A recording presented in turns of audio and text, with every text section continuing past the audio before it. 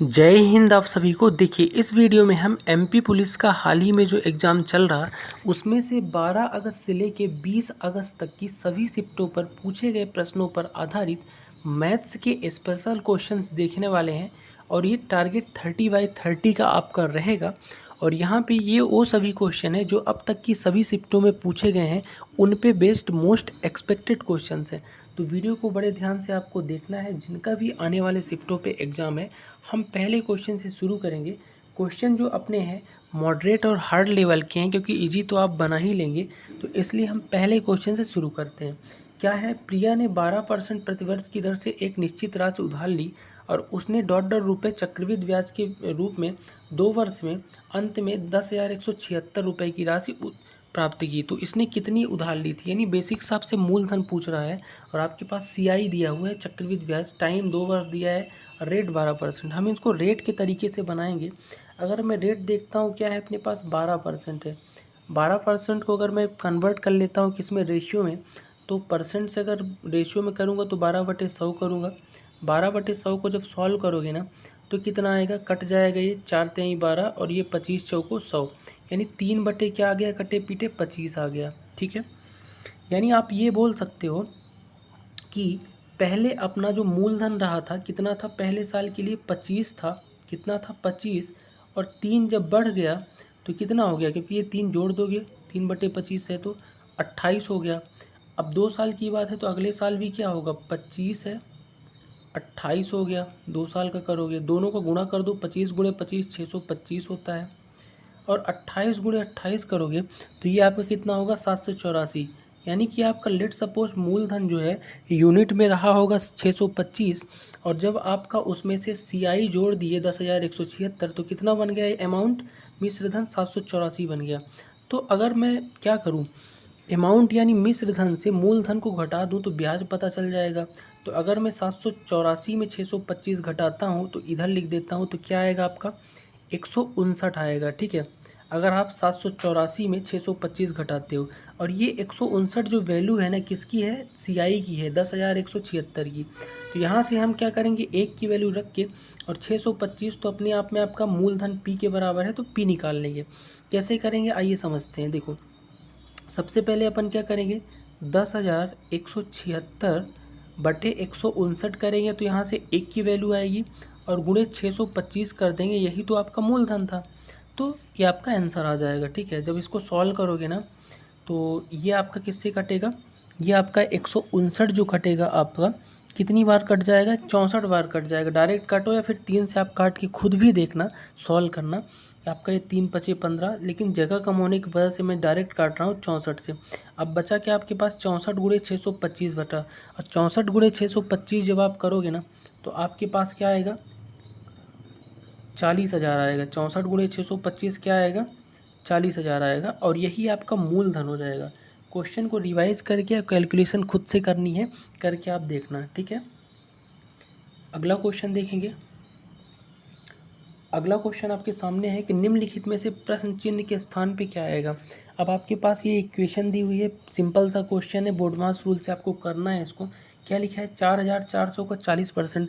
यहाँ मैं सबको तोड़ देता हूँ, 4,400 का 40% बोले तो 40/100, और प्लस कितना है 200 का x%। मैं मान लेता हूँ जो क्वेश्चन मार्क है उसको x मान लेता हूँ, तो ये क्या हो जाएगा, प्लस 200 का कितना x% बोले तो x/100, और x ही तो निकालना है, बराबर इधर कितना है, 2840 का 90%, यानी 2840 × 90/100। ठीक है, अब काट दो, काटने के बाद जो है x आए वो x ही आपकी आंसर हो जाएगा। ठीक है, कैसे करेंगे, तो ये 2 जीरो से ये 2 जीरो कटा, और 44 × 40 करोगे तो कितना आएगा, 1760 आएगा। कितना, 1760 करके खुद देखना है आपको। और ये 2 जीरो से 2 जीरो कटा तो क्या बच गया आपका, 2x बच गया, और बराबर इधर आपका 2 जीरो से 2 जीरो ये कट गए, तो 284 × 9 करोगे तो कितना आएगा आपका, 284 × 9 जब करोगे आप तो आएगा 2556। अब ये कैलकुलेशन जगह कम है इसलिए हम नहीं कर रहे हैं, आपको खुद से करनी है। ठीक है, कॉन्सेप्ट हम बता रहे हैं। तो 2x को इधर रहने दो और इसको इधर ले जाओ, तो ये आपका 2556 है, और माइनस ये 1760 इधर आएगा तो हो जाएगा बराबर, अगर मैं 2556 में 1760 को घटा दूँ तो कितना बचता है 796। अब 2x बराबर 796 है, x बराबर ये ले क्या करोगे 796/2 कर दोगे, 2 पग नीचे आ जाएगा, तो 796/2 करोगे तो कितना आएगा आपका 398 आएगा, और यही आपका राइट आंसर आएगा हो जाएगा। अगला क्वेश्चन देखेंगे कि दो संख्याओं के लघुत्तम समवर्त और महत्तम समवर्त का योग 1484 है। लघुत्तम समवर्त और महत्तम समवर्त के बीच अंतर 1428 है। यदि एक संख्या 112 है तो दूसरी संख्या क्या होगी। बहुत ही स्पेशल क्वेश्चन है, इसलिए आपको ध्यान से समझना है इन सभी क्वेश्चनों को। स्टेप बाय स्टेप हम करेंगे। देखो, सबसे पहले देखते हैं क्या बोल रहा है। सबसे पहले बोल रहा है कि लघुत्तम सम एलसीएम और एचसीएफ का योग कितना है 1484 है, तो लिख देता हूँ। ये हो गया एलसीएम प्लस एचसीएफ, ठीक है। योग कितना है 1484 है, ठीक है। इसके बाद बोल रहा है कि एलसीएम और एचसीएफ के बीच अंतर यानी माइनस एलसीएम माइनस एचसीएफ कितना है 1428 है, ठीक है, लिख दिया। अब यहाँ से एक चीज़ एलसीएम पता कर लेते हैं। क्या कर देंगे दोनों इक्वेशन को, ये एचसीएफ से एचसीएफ प्लस माइनस कट गया, ये जुड़ जाएगा तो क्या हो जाएगा 2 एलसीएम, एलसीएम एलसीएम 2 एलसीएम हो जाएगा, बराबर इन दोनों को जोड़ोगे तो 1484 और 1428 जब आप जोड़ोगे ना तो ये कितना होगा 2912 2912। तो एलसीएम क्या आ जाएगा, तो एलसीएम बराबर आ जाएगा आपका 2912/2 कर दोगे क्योंकि 2 इधर पक्षांतर होगा, तो ये कटे पटे कितना दे जाएगा, ये 1456 दे जाएगा, 1456। तो आपके पास क्या मिल गया यहाँ पे एलसीएम मिल गया 1456। आई होप समझ पा रहे होगे। अब एलसीएम जब मिल गया तो एचसीएफ निकाल लो।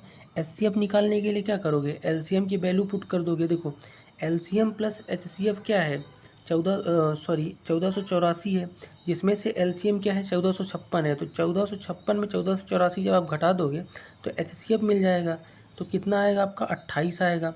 तो एचसीएफ कितना आ गया 28 आ गया आपका, जब पक्षांतर करोगे एलसीएम की वैल्यू रख के इस इक्वेशन में, ठीक है। तो आपको एचसीएफ कितना मिल जाएगा 28। अब ये दोनों वैल्यू याद रखना आप, एलसीएम 1456 और एचसीएफ 28। अब मिटा रहा हूँ, ठीक है। एलसीएम क्या अपन ने निकाला था 1456 और एचसीएफ क्या निकाला था अपन ने 28 निकाल लिया था। समझ ना आया तो रिवाइज करके देखना। अब एक संख्या कितनी दी है, पहली वाली संख्या यानी ए मान लेता हूँ कितनी दी है 112। अब भी निकालना है दूसरी संख्या, ठीक है, यही बोला है क्वेश्चन में।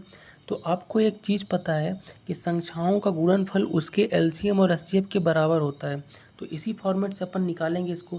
संख्याओं का गुणनफल a इंटू बी बराबर एलसीएम गुणे एचसीएफ, ठीक है, बराबर होता है, ये आपको पता होना चाहिए, ठीक है।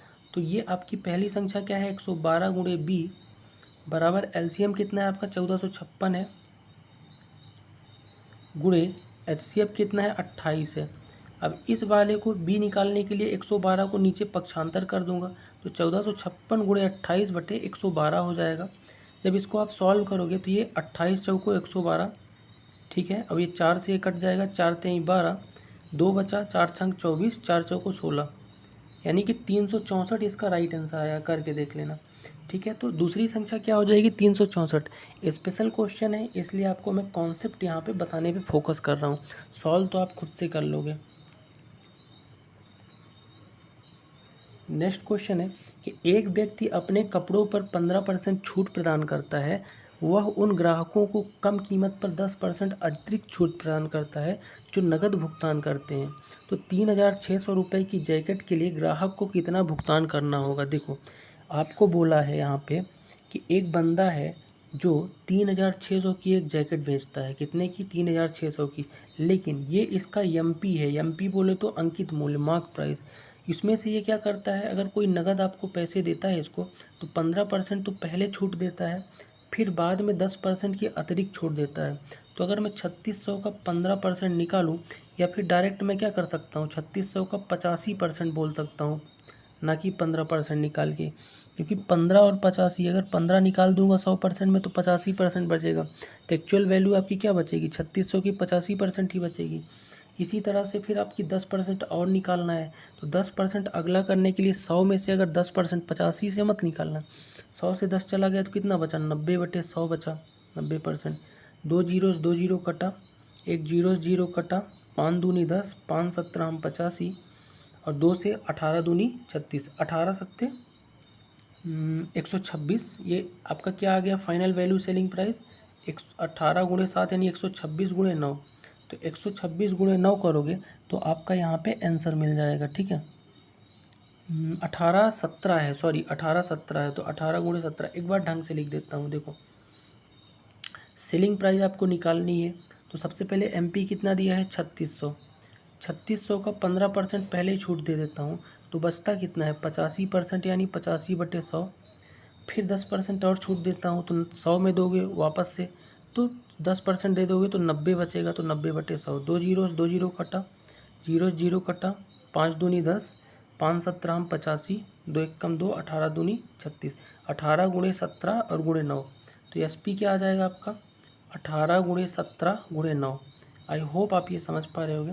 तो इसको जब आप सॉल्व करोगे ना खुद से करके देखना कैलकुलेशन, यहाँ पे जगह नहीं है, तो इसका आंसर आपका आ जाएगा 2754। तो 2754 रुपये में ग्राहक को ये देगा 3600 रुपये वाली कोट। ठीक है,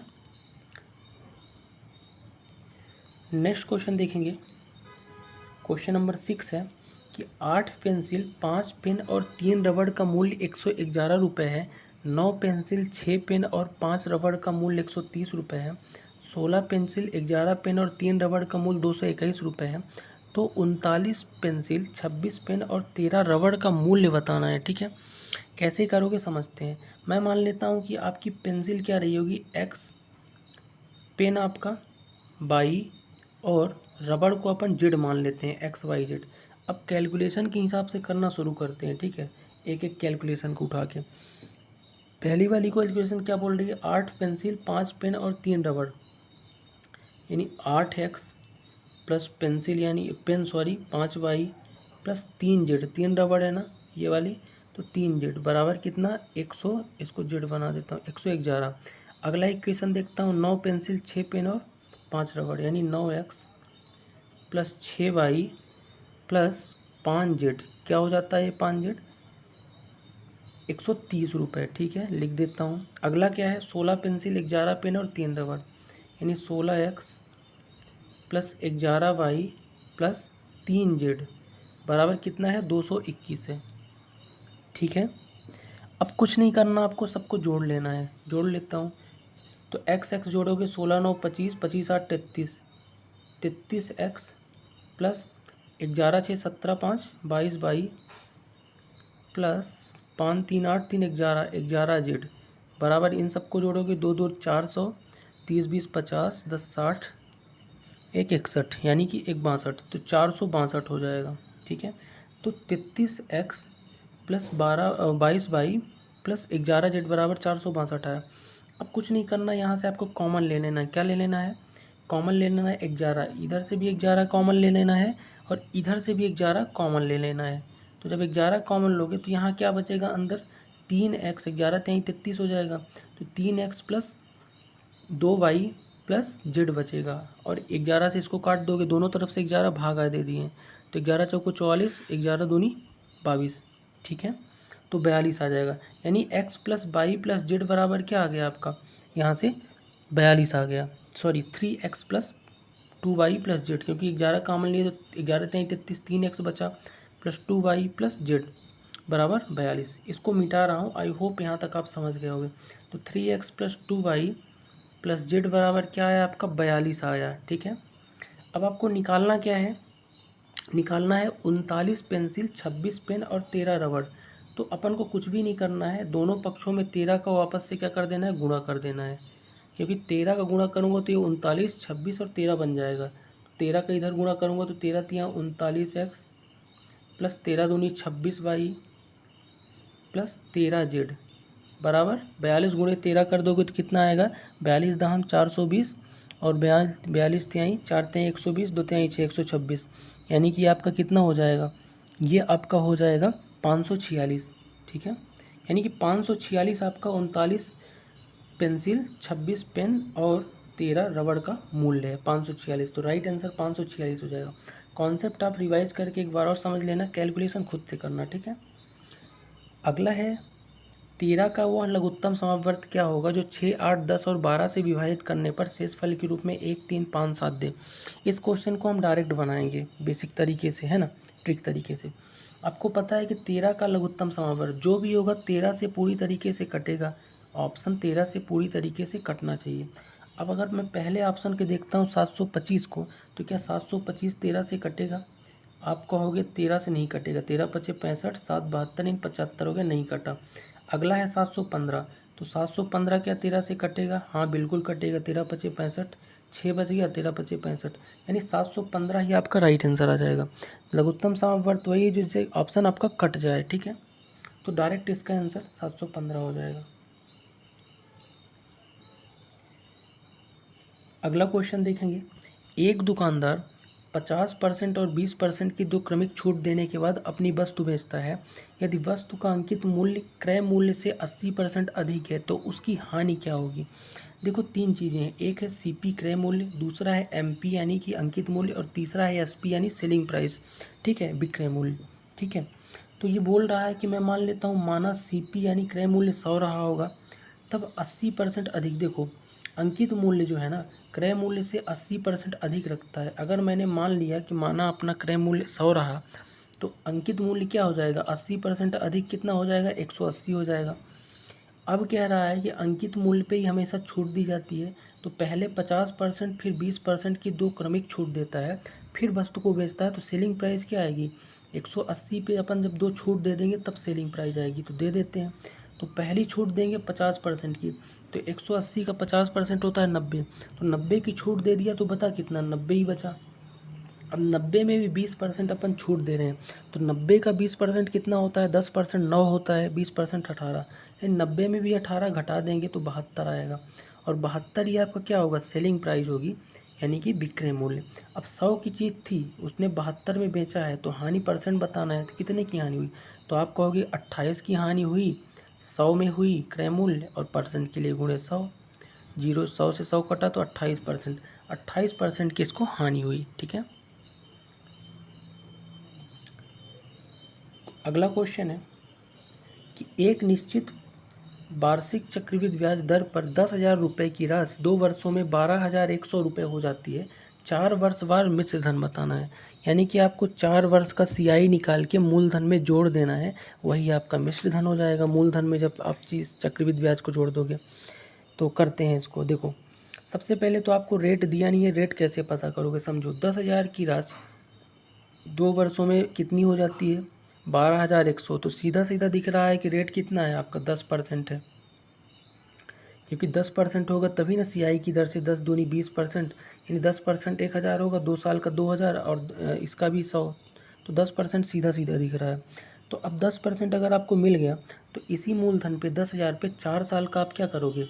10% रेट में सीआई निकाल लोगे, तो 4 साल में बना देता हूँ। तो देखो पहले साल 10,000 का 10% कितना होगा? 1,000 होगा, दूसरे साल भी 1,000 होगा 10%, लेकिन दूसरे साल पहले साल का भी 10% निकालना पड़ेगा, तो 1,000 का 10% कितना होगा?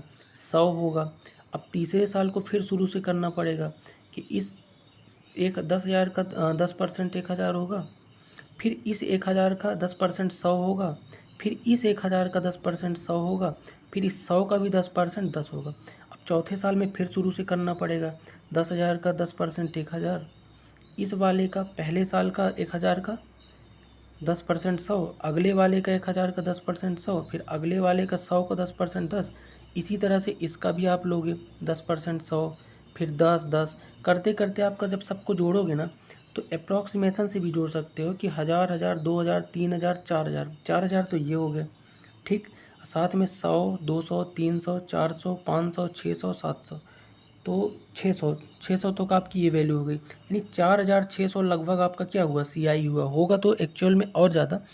तो आपके पास बताना क्या है? मिश्रधन। तो 10,000 आपका मूलधन था, मूलधन में सीआई को जब आप जोड़ दोगे ना, तो 10,000 14,600 हो जाएगा, तो आसपास इसका आंसर आएगा आपका, तो 14,600। तो अगर देखो तो 14,641 ये आपका मिल रहा है, और यही आपका आंसर हो जाएगा अगर एक्चुअल में इस तरह से करोगे, तो ये खुद से भी आपको करना है, ठीक है। नेक्स्ट, चार क्रमागत विषम संख्याओं का योग 328 है, सबसे बड़ी संख्या बताना है। ये सिंपल क्वेश्चन है, आप बता पाओगे। देखो पहली संख्या मान लेता हूँ x+1 है, तो दूसरी विषम है यानी x+3, तीसरी x+5 और चौथी x+7। इन चारों का योग कितना है? 328 है। जोड़ दो तो x 2x 3x 4x, 4x हो गया, 3x 4, 5 4 9 7 16 प्लस 16 बराबर 328। तो 4x बराबर क्या होगा? 328 माइनस 16 करोगे तो 312 आएगा। x बराबर क्या होगा? 312/4 यानी 4 सत्ते 28, 3 बचा 4 अट्ठे 32। तो x बराबर क्या आ गया? 78 आ गया। सबसे बड़ी संख्या पूछ रहा, तो सबसे बड़ी क्या है? x+7 है, तो 78 में 7 जोड़ दो तो 85 आपकी सबसे बड़ी संख्या हो जाएगी। ठीक है, तो सिंपल क्वेश्चन था। नेक्स्ट क्वेश्चन देखेंगे कि ए और बी की वर्तमान आयु का अनुपात 14:17 है। 8 वर्ष बाद उनकी आयु का अनुपात 6:7 हो जाता है, तो उनकी वर्तमान आयु का अंतर बताना है। ए और बी की आयु का अनुपात कितना है? 14x और 17x है। कह रहा 8 वर्ष बाद, यानी कि दोनों में क्या करोगे? 8 वर्ष बाद कह रहा, तो 14x प्लस 8 जोड़ दोगे बटे 17x प्लस 8। दोनों का अनुपात बटे में क्या हो जाता है फिर? 6:7। अब कुछ नहीं करना आपको, पक्षांतर कर देना है और इंटू। तो ये करोगे तो 14 सत्ते क्या हो जाएगा? 98। इधर लिख देता हूँ 98x प्लस 56, और ये बराबर इधर करोगे इसको तो 17 छक्का 102 x और साथ में 8 छंग 48। ठीक है, अब तो कर लोगे आप, x की वैल्यू निकाल लोगे यहाँ से। तो x की वैल्यू आएगी क्या? 102 को 98 इधर ले आओगे तो क्या बचेगा आपका? 4x, और ये 48 और 56 है तो 8। तो x बराबर क्या आएगा? 8/4 यानी 2। ये तो खुद से कर सकते हो कैलकुलेशन। x बराबर अगर 2 आ गया तो दोनों की वर्तमान आयु के बीच अंतर बताना है। तो 14x और 17x में कितने का अंतर है? 3x का अंतर है। तो x बराबर अगर 2 है तो 2 की वैल्यू पुट कर दो 3x में, तो 3 × 2 यानी 6 हो जाएगा। तो 6 वर्ष इनकी आयु का अंतर है।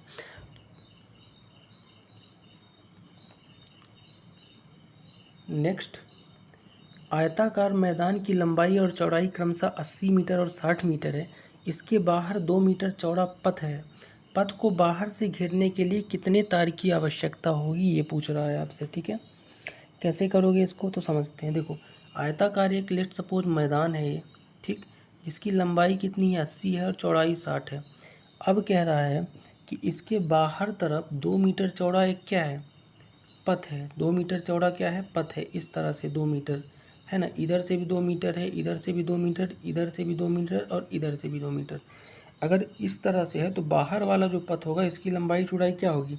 2 2 4 मीटर इधर बढ़ जाएगी, 4 मीटर इधर बढ़ जाएगी, यानी कि इसकी चौड़ाई आपकी 60 4 64 हो गई और लंबाई 80 4 84 4 मीटर बढ़ जाएगी। ठीक है, अब क्या करना है? कुछ नहीं करना। आपको कितने तार की आवश्यकता पूछ रहा है बाहर वाले घेरने के लिए, यानी कि आपको इस बाहर वाले का परिमाप ही पूछ रहा है। तो परिमाप होता क्या है? तो आपको पता है परिमाप होता है 2 × L + B, यानी लंबाई गुणे चौड़ाई। 2 × लंबाई गुणे चौड़ाई आयत का परिमाप होता है। पुट कर दो वैल्यू। 2 × लंबाई कितनी है? 64 लिया ना बाहर वाले की, और 84 आपका ये हो गया। ठीक है, 64 84 कितना होता है आपका? तो 64 84 होता है 8 6 14 4 4 8 148। तो 2 × 148, ठीक है, बराबर कितना आ जाएगा? 296। और 296 ही मीटर आपका क्या हो जाएगा? परिमाप हो जाएगा और पथ को घेरने के लिए तार हो जाएगा। आई होप आप ये समझ गए होंगे। बाहर की तरफ अगर 2 2 मीटर बढ़ा रहा तो दोनों में 4 4 मीटर क्या हो जाएगा? आपका लंबाई चौड़ाई बढ़ जाएगी। क्वेश्चन नंबर 12 देखेंगे कि निम्न में से 17 से विभाज्य कौन सा, यानी 17 से पूरी तरीके से कटे। ये तो बेसिक क्वेश्चन है। अगर पहला ऑप्शन देखूं 1887 है, ये भी आया हुआ है। 17 से 17 एक कम 17, एक बच गया, इसके साथ 18 बना दिया तो 17 एक कम फिर 17, एक बच गया तो 101 जा रहा है, पूरा पूरा कट गया है। तो ये पहले ही ऑप्शन आपका राइट हो जाएगा जो विभाज्य है। ठीक है, अगला क्वेश्चन देखेंगे कि एक निश्चित ब्याज दर पर वार्षिक चक्रवृद्धि होने पर कोई राशि 3 सालों में 27 गुना हो जाती है, तो ब्याज की दर की गणना कीजिए। देखो कोई राशि है 3x है, 3 वर्षों में यानी 3x है, जो कितनी हो जाती है? 27 गुना हो जाती है। ठीक है, तो इसको क्या बना सकते हो आप, 3 की पावर जो x है और ये 27 को 3 की पावर 3 बना सकते हो, 3 त्रिका 9 त्रिक 27। यानी कि आपको यहाँ से क्या मिला, x बराबर अगर तुलना कराओगे 3 3 आधार समान है तो 3 मिल गया। जैसे ही x बराबर 3 मिला तो आपको यहाँ पे 300% नहीं लगा देना है, 300% नहीं होगा। जो आपकी दर होगी ना, दर हमेशा होती क्या है याद रखना, x माइनस 1 इंटू 100%। यानी कि ये तो गुना है 3 गुना, लेकिन दर 1 गुना इससे कम होगी। तो यानी कि इसको जब सॉल्व करोगे तो 3 माइनस 1 करोगे 2 आएगा, और 2 गुणे 100% यानी 200% इसका राइट आंसर होगा। ठीक है, तो 200% ब्याज की दर है आपकी। ये क्वेश्चन स्पेशल है, इसको समझना है ढंग से। नेक्स्ट, मिक्सचर एलिगेशन के 1-2 क्वेश्चन जरूर पूछे जा रहे हैं इस बार, तो समझते हैं इसको। क्या बोल रहा है कि 3:2 के अनुपात में दूध और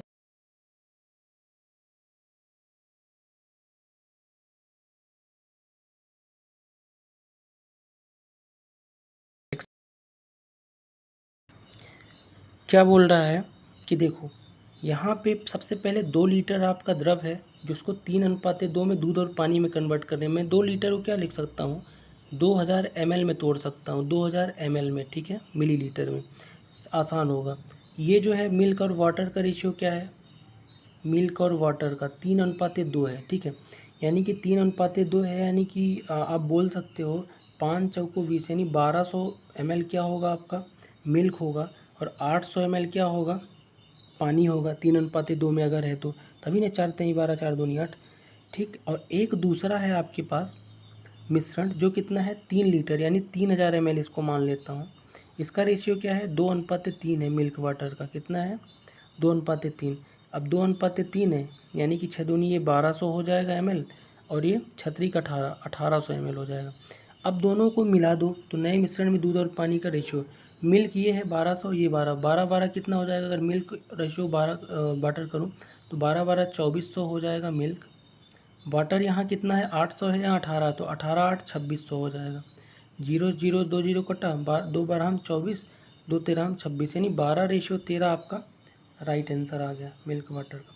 इस तरह से आपको ml में कन्वर्ट कर लेना है। क्वेश्चन नंबर 15 देखेंगे। जॉर्ज ने एक मैच की 20वीं पारी में 94 रन बनाए। इस प्रकार उसके औसत में 2 की क्या हुई, वृद्धि हुई। तो 20वीं पारी के बाद उसका औसत ज्ञात कीजिए। देखो 19 पारी में जो भी उसका औसत रहा हो मुझे नहीं पता, लेकिन होता क्या है कि जैसे ही 20वीं पारी में वो 94 रन बनाता है ना, तो उसका औसत 2 बढ़ जाता है। यानी कि जो 19 पारी है इनमें भी 2 2 रन सब में बढ़ा होगा तब ना औसत बढ़ेगा।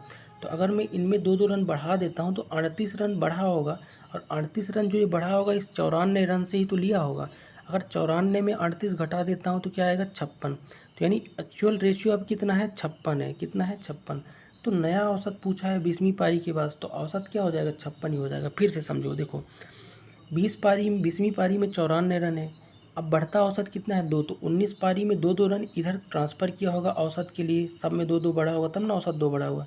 तो 38 रन ये जो है 94 रन से ही लेके दिया होगा। तो 38 में अगर 94 में 38 घटा देंगे तो 56 आएगा, और नया रेशियो आपका 56। अगर आखिरी वाली पारी का 56 है तो इन सब का भी 56 होगा 19 पारी का, तब जाके बराबर होगा। तो 56 इसका राइट आंसर आएगा।